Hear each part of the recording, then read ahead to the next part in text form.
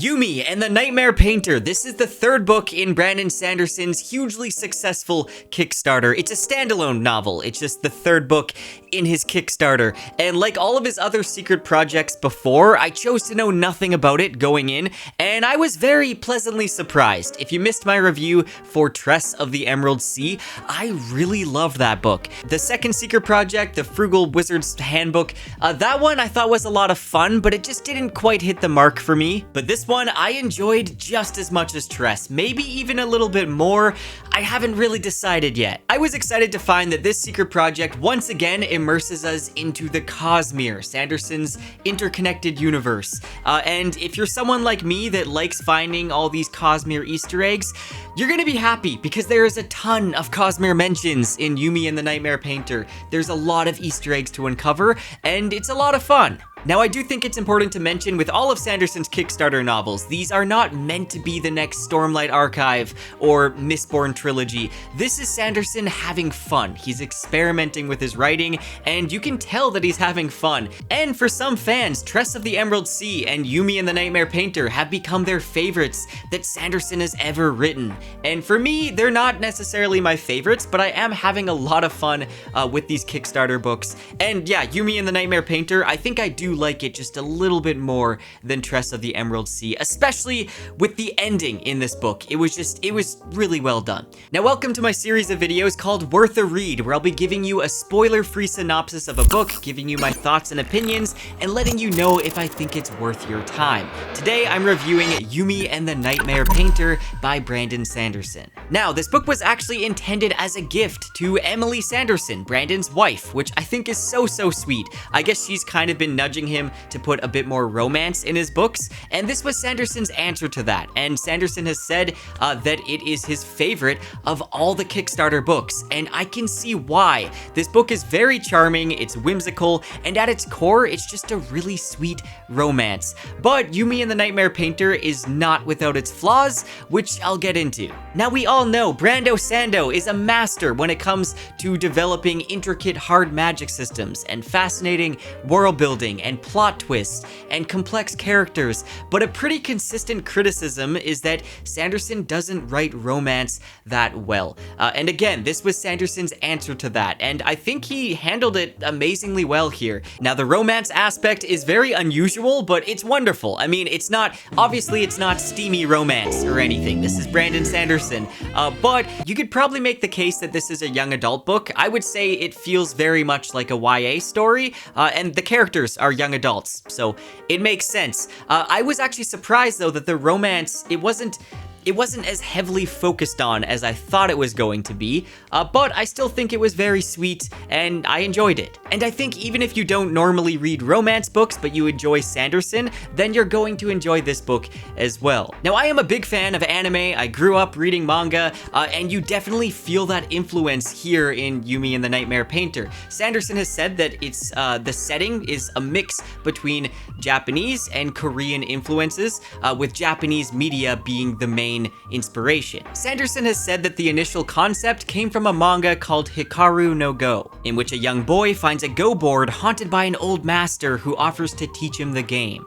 And we definitely see that inspiration with the ghostly painter teaching Yumi his craft, and vice versa. Now, Sanderson has also said that the anime movie Your Name was also a big inspiration. Now, I just watched this movie with Katie a few days ago, and we enjoyed it so much. I thought it was such a great movie. I had been hearing about it for years, and I never got around to watching it. I don't know why. It was so good, such a good anime. I highly recommend checking it out. In that movie, you see these protagonists that wake up in each other's bodies. They have to navigate the other person's life and like figure everything out. And they both get kind of annoyed with each other. And that's a very similar idea here in Yumi. Sanderson has also said that Final Fantasy X was also a big inspiration. I am a huge Final Fantasy fan, and I always thought that Sanderson must be as as well, because I've kind of seen some inspiration from Final Fantasy in some of his other books, but I'm glad to get that confirmation here. Though Final Fantasy X was actually one of the few that I didn't really get that far into, I don't know why. I should probably go back and actually play it. I love artwork inside books, and this book has some incredible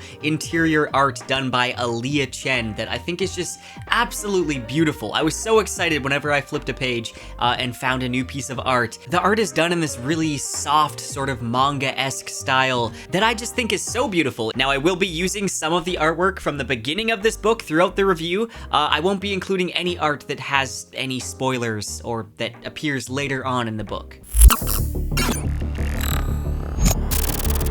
The story is told by everyone's favorite world-hopping bard, Hoid, who's currently stuck as a statue as his cryptic runs a noodle parlor.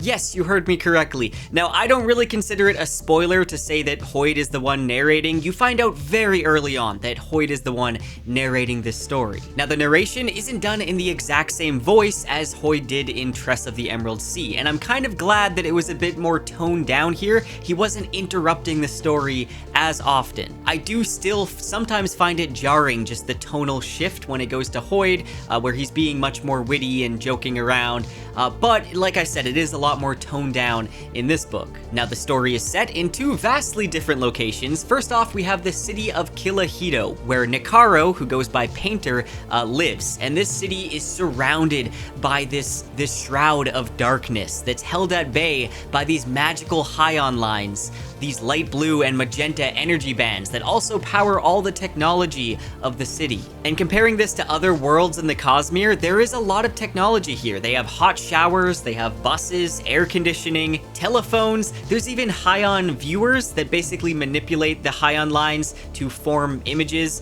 which basically acts as a TV that plays various soap operas. However, the Hion lines has its limits, and from the shroud emerges these nightmares, these dark, wispy monsters that feed on people's dreams. Painter, along with the other painters, track down these nightmares and transform them into different forms by painting an image of something the nightmare closely resembles. And then there's Yumi, who is a Yoki Hijo, which basically means she was chosen at birth by the spirits to serve the people. She basically can't have any identity of her own. Her servants do everything for her. They bathe her, they feed her, and basically Yumi's job as a Yoki Hijo, a girl of commanding primal spirits, is to travel town to town and arrange stones in these intricate patterns that then draws the attention of these spirits underneath the earth, that she can bind and transform into different tools and devices for the townsfolk. And the art of stacking stones is not something you would expect to be interesting, but somehow Sanderson makes it interesting. Now, despite her dutiful existence, Yumi yearns for something more, a life where she can make her own decisions. And one day, Yumi and Painter's lives become intertwined. Painter wakes up in Yumi's body, and he has to live her day-to-day life as Yumi is sort of guiding him in spirit form. And then when he falls asleep, Yumi wakes up in Painter's body in Kilahito, and she has to learn to live his life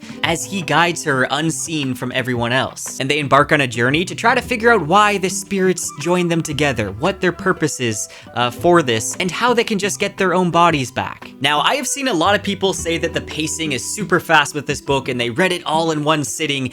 I did not have that experience. I do think the pacing overall is pretty good, but the beginning I felt like was dragging a lot for me. As we're learning about Yumi and Painter's alternate lives, as they're trying to understand each other, I felt like it kind of dragged on for me anyway. And there's one too many bath scenes. Like there was just a lot of bathing scenes and they were a little bit cringy. I'll get into that a little bit later. But after that initial part of the book, I started to enjoy it so much more. Honestly, I wasn't really feeling it until about the halfway mark of the book, where finally I felt like the characters' relationship was getting better and it was just getting more interesting. And then the back half of the book and the ending is where Sanderson really kicked things into gear. You know, characteristically, he always has this big Sanderlanche at the end, and that's where I truly realized that I love this book. I don't really feel like this one has the strongest Sanderson plot out there. Again, it does kind of drag in areas, but just the mystery and how it unravels at the end,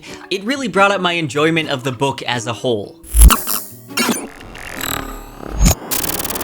Now, Sanderson's skill of crafting a vibrant setting and a really intriguing magic system, it fully shines in this book as well. I found it really interesting, actually, that the magic system here is actually a soft magic system, and you don't really see that in many Sanderson books at all. But then again, it also, you know, ties into investiture and the magic system of the Cosmere, which is a hard magic system. But on the surface, it's a soft magic system, if that makes sense. Also, I really loved how this book sort of eases us into a more advanced Cosmere world, where technology is present, but magic hasn't faded away. I was actually pretty surprised to see how advanced Painter's world is. I feel like we had some really cool world building for such a short book. I loved the festival scene. Now, Painter's job, I thought was really interesting. Basically, he can transform these nightmares, these black tar-like creatures, by placing an intent on the painting, on painting something that the nightmare closely resembles,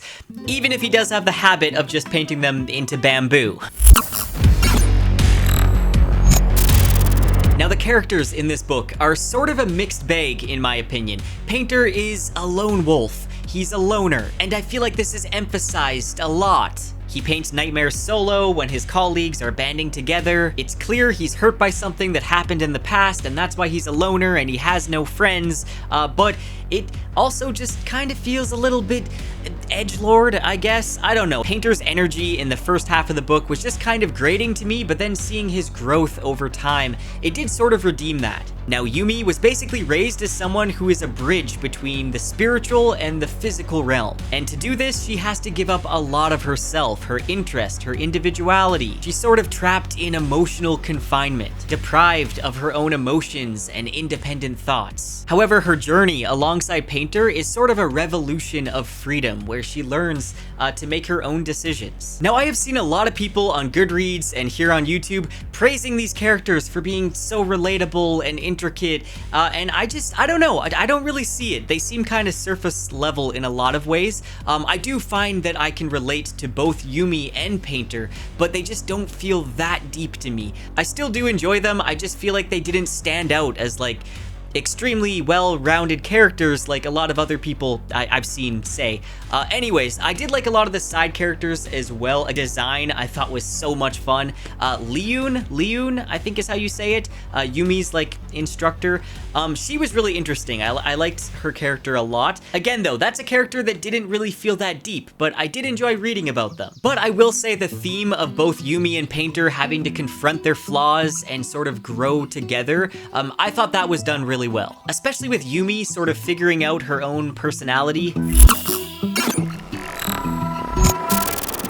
Now, the romance I thought was really sweet. I didn't think it was as incredible as some people say. I've seen a lot of people saying this is the best romance book they've ever read. I thought it was fine. I thought it was very sweet and pretty light. It didn't actually have as much romance in it as I thought there was gonna be, which could be a good or a bad thing depending on what type of reader you are. I actually wouldn't mind if Yumi and Painter's relationship grew a bit more earlier on and there's a bit more romance. I would say the romance is very cute, but it's not really anything to write home about. It feels very much reminiscent to an anime. It's got the awkward situations and tropes. The romance soon gets less cheesy as the characters get more involved in the mystery of what's going on. And I definitely started to become really invested in these characters. Overall, I did feel like their relationship was done really well, and I think this was a big step for Sanderson. I think we saw him grow as an author. The fact that Sanderson wrote this for his wife without the intention of other people seeing it, I just thought was so sweet. It makes this story so special, but I'm glad he did share it with us.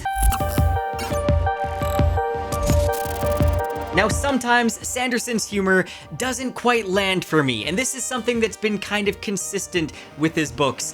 He's one of my favorite authors of all time, but his humor, Sanderson really loves awkward humor, and I feel like it works a lot of the time, but sometimes it just leans more towards cringy or cheesy, and I did feel like there was some cheesy scenes in this book, especially when it came to the bath scenes, and there was quite a few bath scenes. It definitely feels sort of like a fan service, you know, ecchi anime trope.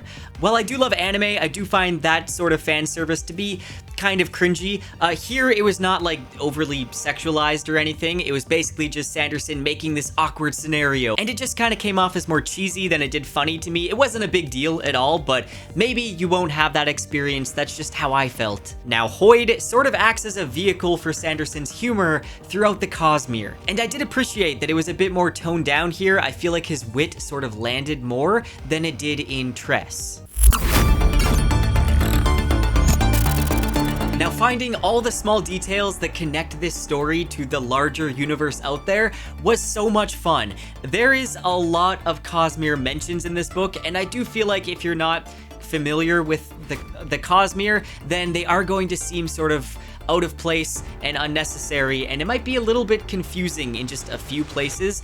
I don't think that means you shouldn't read this book if you're not caught up with the Cosmere. I still think you can enjoy this book a lot. But yeah, there is a lot of Cosmere Easter eggs in this one, and I think you would enjoy it more if you have read the majority of Sanderson's Cosmere books. This could be a wonderful entry into the Cosmere. It has a beautiful story. It's a standalone book, but then it's worth rereading later on so that you can pick up on all the fun details that are in there, because there's a lot of them. Like right in the beginning chapters, I don't think this is really a spoiler, but we learned that there is the 15th shard on this world, who is Virtuosity, and that means that there's only one more remaining unknown shard in the Cosmere, which I think is so crazy. Now, we don't really learn much about the 15th shard, Virtuosity, in this book, but this book does talk about the spiritual realm and investiture quite a bit, and I really enjoyed those aspects. Now, there is surprisingly a lot of symbolism and allegory relating to real-life problems in the modern day,